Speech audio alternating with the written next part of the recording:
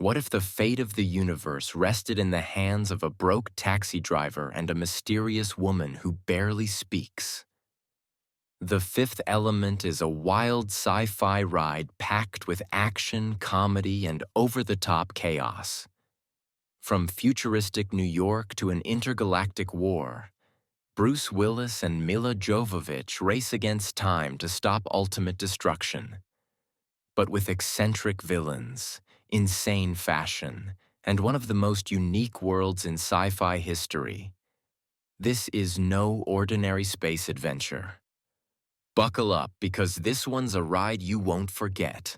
In the year 1914, beneath the scorching Egyptian sun, an ancient temple stands hidden among the sands, a structure older than recorded history, holding a secret that could determine the fate of the entire universe.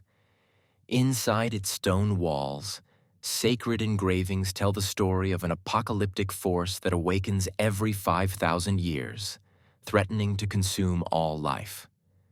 Few know of this prophecy, but one man, a priest from a secret order, has dedicated his life to guarding its truth. As the blazing sun begins to set, an otherworldly event unfolds. Towering metallic beings known as the Mondoshawans descend from the sky in a magnificent golden spacecraft. They move with grace and wisdom, their presence exuding an aura of knowledge far beyond human comprehension. The priest watches in reverence as they approach, their leader speaking in a language only he understands. The Mondoshawans reveal that Earth is not yet ready to face the coming darkness. In their massive hands, they carry the only weapon capable of stopping the great evil, a force unlike anything the world has seen. This weapon consists of 4 sacred stones, each representing a classical element: earth, fire, wind, and water. These stones hold immense power, but they alone are not enough. At the heart of this weapon lies something far more mysterious and powerful: a sarcophagus containing the 5th element, a being of pure light, destined to wield the stones and stop the apocalypse. The Mondoshawans promise to return with the weapon when the time comes, taking it with them for safekeeping. As their ship ascends back into the heavens, the temple is sealed, and the priest is left to wait, knowing that one day the great evil will rise again. Centuries pass, and humanity flourishes, reaching beyond the confines of Earth into the farthest corners of space. Technology advances, civilizations rise, and the legend of the great evil fades into myth. But the universe has not forgotten. In the 23rd century, deep within the cold void of space, something awakens. A colossal living fireball, a manifestation of pure destruction, emerges from the darkness. It pulsates with a malevolent energy, growing larger with every passing moment, consuming everything in its path. An armed Earth spaceship, sent to investigate, opens fire, only to be effortlessly obliterated, vanishing into nothingness. Panic spreads. The President of the Federated Territories, the leader of Earth's intergalactic government, is left with no answers. But there is one man who knows what must be done. Vito Cornelius, the last in a long line of priests entrusted with the ancient secret, steps forward. He warns the president of the prophecy, of the Mondoshawans, and of the only hope left for mankind. The weapon must return. The 5th element must awaken. Unbeknownst to them, the Mondoshawans have already set out to fulfill their ancient promise, carrying the sacred stones back to Earth.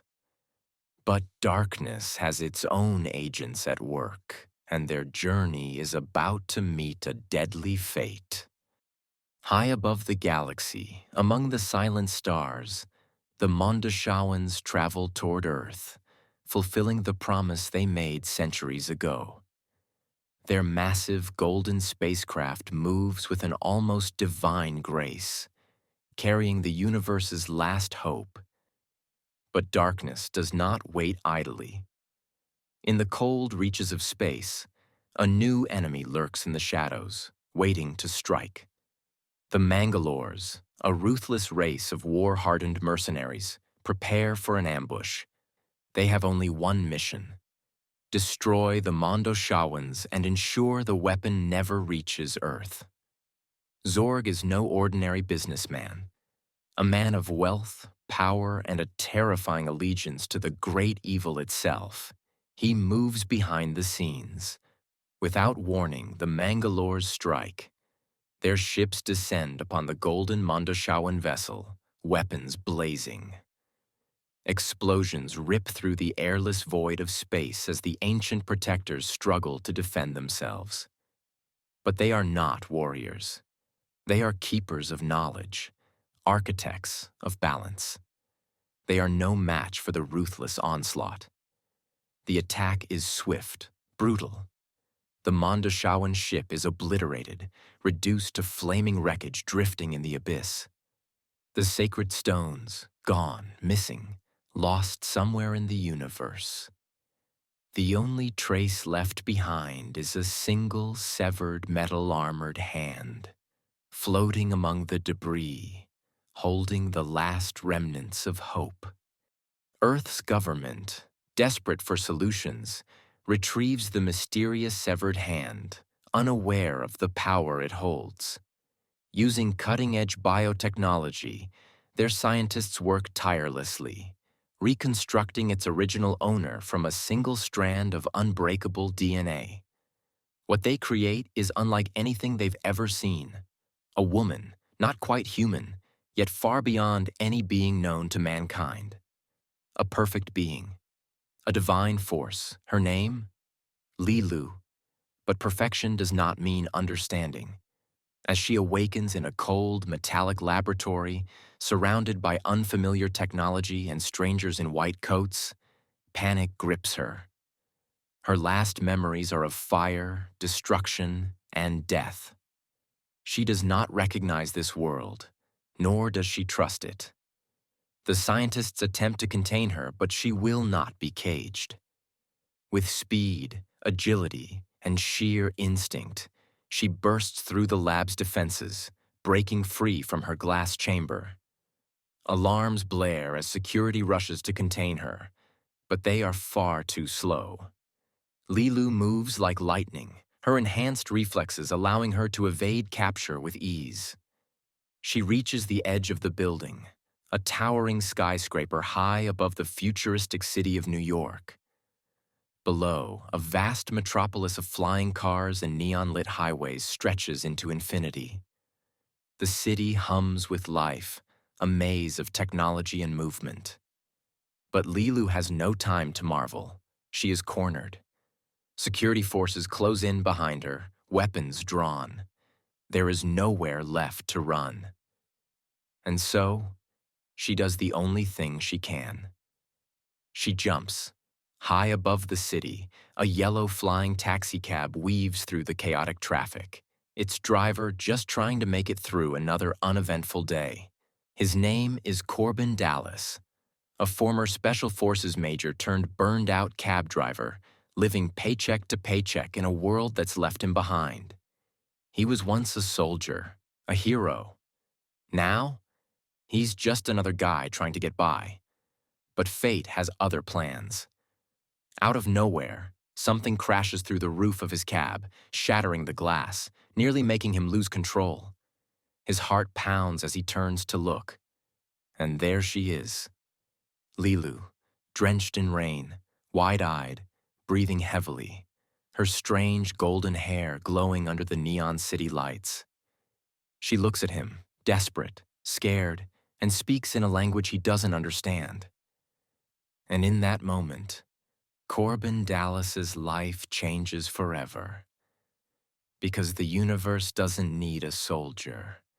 It needs a hero. With the great evil approaching, Corbin Dallas and Leelu must find the 4 elemental stones, hidden not with the Mondoshawans, but with Plava Laguna, an opera singer performing aboard the luxurious Floston Paradise. To get there, the government rigs a radio contest, making Corbin the lucky winner of a VIP cruise. He boards with Leelu, priest Vito Cornelius, and flamboyant host Ruby Rod, unaware that both Zorg and the vengeful Mangalores are also after the stones. As Plava Laguna performs, the Mangalores attack. In the chaos, she is fatally wounded, revealing with her dying breath that the stones are inside her body. Corbin retrieves them while fighting off the mercenaries, ultimately killing their leader. But the danger isn't over. Zorg arrives, shoots Leelu, and plants a bomb, believing he has the stones. He escapes, only to realize he's been tricked. Desperate, he returns to disarm the device, but a dying Mangalore triggers a final explosion, killing him and destroying Floston Paradise. With the stones in hand, Corbin and the team barely escape. But the battle isn't over. The great evil is still coming. Racing to the ancient temple, Corbin, Leelu, and their team prepare to activate the stones. But as the great evil looms, Leelu, broken by humanity's history of war, hesitates. Why save those who destroy themselves? Corbin gives her the answer: love. He confesses his feelings, kisses her, and in that moment, Leelu unlocks her true power. The stones activate, unleashing a divine energy blast, stopping the great evil just before it consumes Earth. With the world saved, Corbin and Leelu ignore the hero's spotlight, choosing love over chaos, proving that the greatest weapon isn't destruction, but connection. Don't forget to like this video and subscribe to our channel. Thanks for watching.